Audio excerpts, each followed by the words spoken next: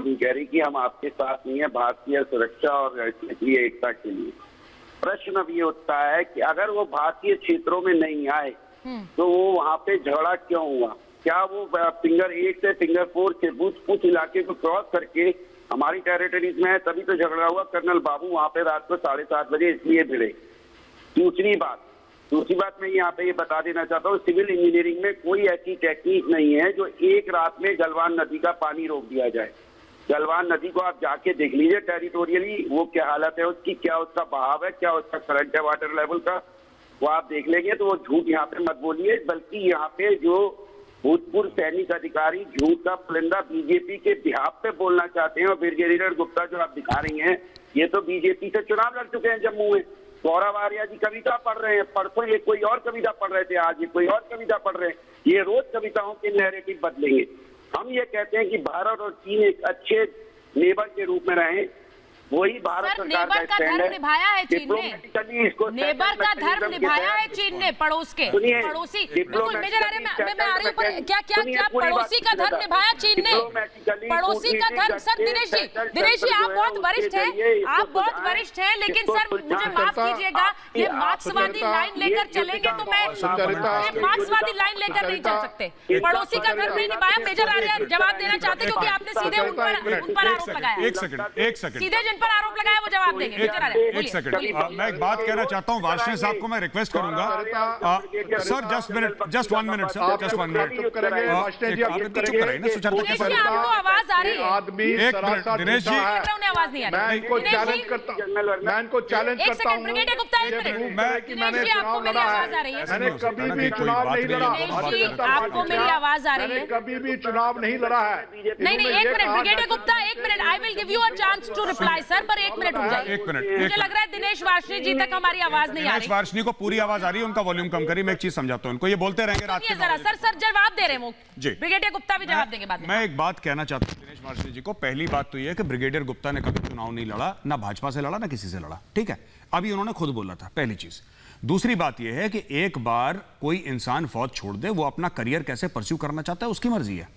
तीसरी चीज मैं एक बात कहना चाहता हूं कि ये कह रहे हैं सिविल इंजीनियरिंग में कोई ऐसी टेक्निक इजाद नहीं हुई जिसमें एक रात से डैम बन जाए। मैं बोलूंगा वार्ष्णेय साहब से, जो लगातार बोलते जा रहे हैं म्यूट पे भी, कि आप ये फालतू के चैनल देखना बंद करें, देशद्रोही चैनल। आप रिपब्लिक मीडिया नेटवर्क देखें, आप सवेरे से कवरेज देखें। सुचरिता भी कर रही है, मैं कर रहा हूं। हमने आपको प्रॉपर सैटेलाइट की इमेजेस, फिर आदमी बोला है इसका वॉल्यूम बंद करो पहले। ये आदमी जब बोलता है गलत बोलता है, जब बोलता है देशद्रोह की बात करता है। सुनिए, नहीं आप बोलिए। हम लोग अप्रैल की सैटेलाइट इमेज, मई की सैटेलाइट इमेज, जून की सैटेलाइट इमेज, हम पिछले 90-100 दिनों की सैटेलाइट इमेजेस लगातार दिखा रहे हैं।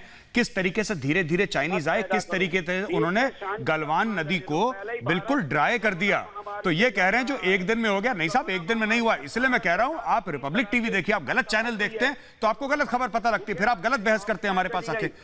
ये अप्रैल में शुरू करा था चीनियों ने आना, और पहली सैटेलाइट इमेज जो आपने पैकेज देखा था सुचरिता की शो जो महाभारत है, इसके शुरू होने से पहले जो पहले आपने पैकेज देखा था, उस पैकेज में मैंने खुद आपको ब्रीफ करा है कि किस तारीख में अप्रैल में पहली बार वहां पे चीनी दिखे और चीनियों ने ये वाटर डाइवर्ट करना शुरू करा।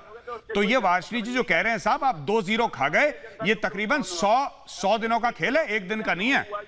तो मैं कॉमरेड वार्ष्णेय को यह कहना चाहता हूं कि जो भी आप कहते हैं ना, आप कहते हैं फौजियों की इज्जत करते हैं, आप कहते हैं फौजियों की इज्जत करते हैं, फिर इतने जो बुजुर्ग सीनियर फौजी हैं, हमारे पिता के समान हैं ब्रिगेडियर गुप्ता, आप ब्रिगेडियर गुप्ता की इंसल्ट कर रहे हैं कि साहब ये क्या है? मैं कहता हूं अगर ब्रिगेडियर गुप्ता ने सर, अगर मैं कह रहा हूं बाय द वे वार्ष्णेय साहब, बाय द वे मैं चिल्लाना नहीं चाहता आपके ऊपर, फिर आप भाग जाएंगे शो छोड़ के। मैं ये कहता हूं कि अगर ब्रिगेडियर गुप्ता ने, जो कि उन्होंने मना कर दिया कि उन्होंने कभी चुनाव नहीं लड़ा, लेकिन अगर ब्रिगेडियर गुप्ता ने लड़ा भी है चुनाव, तो क्या हो गया? तो क्या हो गया साहब? चुनाव सिर्फ आप लड़ सकते हैं, कोई फौजी जो रिटायर हो गया वो चुनाव भी नहीं लड़ सकता, क्योंकि आप चाहते हैं कि कोई सच्चा ईमानदार आदमी पॉलिटिक्स में ना आए। आप ये नहीं चाहते कि ईमानदार कर्मठ लोग आए, आप चाहते हैं कि सिर्फ चोर आए पॉलिटिक्स में। आप ये नहीं चाहते कि कोई फौजी आए। मैं ये नहीं कह रहा कि सारे जो नॉन फौजी हैं पॉलिटिक्स में वो खराब हैं, वो चोर हैं, नहीं, पॉलिटिक्स में अच्छे लोग भी हैं, लेकिन कम्युनिस्ट सारे के सारे चोर हैं और देशद्रोही हैं। ब्रिगेडियर गुप्ता अपना जवाब खुद देंगे, क्योंकि उसके बाद मैं प्रेम शुक्ला के पास जाऊंगी। प्रेम शुक्ला जी के पास भी बहुत सारे सवाल है। दिनेश जी आपने शुरुआत करते ही पर्सनल अटैक किया, पहले मेजर आर्या पर, गुप्ता पर। तो पहले मैं ब्रिगेडियर गुप्ता के पास जा रही हूँ, फिर प्रेम शुक्ला के पास जाऊंगी। ब्रिगेडियर गुप्ता, देखिए ये पर्सनल अटैक का मंच ही नहीं है दिनेश जी। सवाल आपसे पूछ रहे हैं क्योंकि आप एज अ पार्टी जब कोई स्टैंड लेते हैं जो देश विरोधी हमें लगता है तो हम पूछेंगे सवाल, पर पर्सनल आप पर कोई सवाल नहीं पूछा मैंने दिनेश जी। मैं पर्सनल कहां से हो गया? ब्रिगेडियर गुप्ता बोलिए। चारिता मैं आपसे रिक्वेस्ट करता हूं कि आप किसी और को ले आइए। मैं इस शख्स के साथ जो कि झूठा है इसके साथ मैं डिबेट नहीं करना चाहता। आप किसी और को ले आइए। नहीं ब्रिगेडियर गुप्ता, आप अपनी बात रखिए। चाहता हूं पैनल पर बहुत सारे मेहमान हैं सर, आप ब्रिगेडियर गुप्ता अपनी बात रखिए। दिनेश जी मैं रुक जाइए, अब मैं आ रही हूं आपके पास थोड़ी देर में। बोलिए बोलिए ब्रिगेडियर गुप्ता, आप बोलिए। मैं ये कहना चाहता हूं कि एक तरफ ये कहते हैं कि हम भारतीय सेना की इज्जत करते हैं, भारतीय सेना पे उंगली नहीं उठाते हैं। दूसरी तरफ कहते हैं कि पूरी गलवान घाटी में घुस आया चीन, और अगर